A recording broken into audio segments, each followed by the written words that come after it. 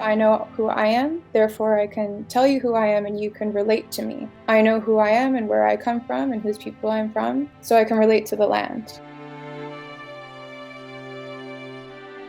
June 21st is a remarkable day. The first day of summer, the Summer Solstice, Father's Day, but it's also National Indigenous Peoples Day.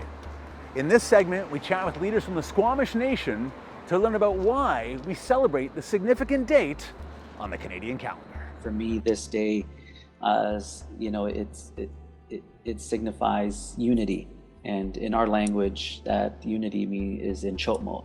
So this is a day of Nch'úēmut. This is a day of unity for people to come together. In 1982, the National Indigenous Brotherhood, which is now the Assembly of First Nations, called for Indigenous Peoples Day. And about a decade and a bit later, the first day was finally celebrated in 1996, which is coincidentally the year that the last residential school closed. We are still here as Indigenous peoples. We still have our language and our culture. We are still practicing our traditions and our ceremonies, and it's to honor all of those great things that we are continuing to do on behalf of our ancestors. My family, they encourage me to be proud to be Indigenous, so spending time with my family is definitely a big thing. We weave with wool and cedar. We do a lot of painting and drumming and singing. We have lots of traditional songs that we drum, and we also, a lot of our women learn dances. So it's all around a really big celebration that we do. For us as Indigenous peoples, we have protocols and ceremonies in the summertime. For me, in our culture, if you look outside your window, the leaves on the trees are blooming, the flowers are blooming. That's because Mother Earth, is releasing all of her strength during this time. So for us as Indigenous peoples, and specifically our culture, Coast Salish culture, it's a sacred time of year, during the summer. More than just a one-day celebration, National Indigenous Day is a gateway to a much deeper conversation about the history of this land and the people who came from it. A common critique of the day that it's just one day, and as Indigenous people, we don't get to not be Indigenous. So as much as it's great to celebrate it for one day, see how you can celebrate the Indigenous peoples of your territories every day of the year. If you're going to donate, maybe also donate your physical presence. How can you consider being on the front lines? What does your allyship represent? What privileges do you have that can help support these different movements that are happening right now in Vancouver? Start reading the MMIW report, the Truth and Reconciliation report, the United Nations Declaration of Rights for Indigenous People.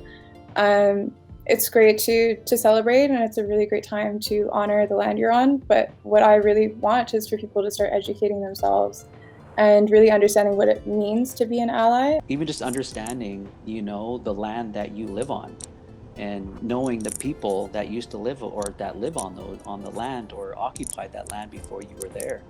I think that's really important. So here in North Vancouver, we have the Squamish Nation and the Tsleil-Waututh Nation.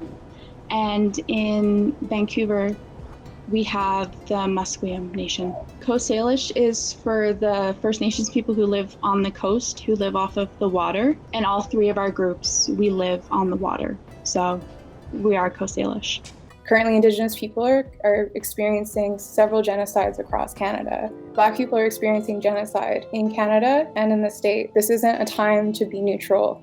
Silence is violence, because in a society that upholds white supremacy, being neutral means that you are comfortable with white supremacy. We need to start healing from that and acknowledging certain issues, some steps that we can, that we can take, as a nation, especially the government of Canada, is really follow up on the TRC, the Truth and Reconciliation, those 94 action items. And I think, there's a lot of issues that are still not done yet or still haven't been worked on.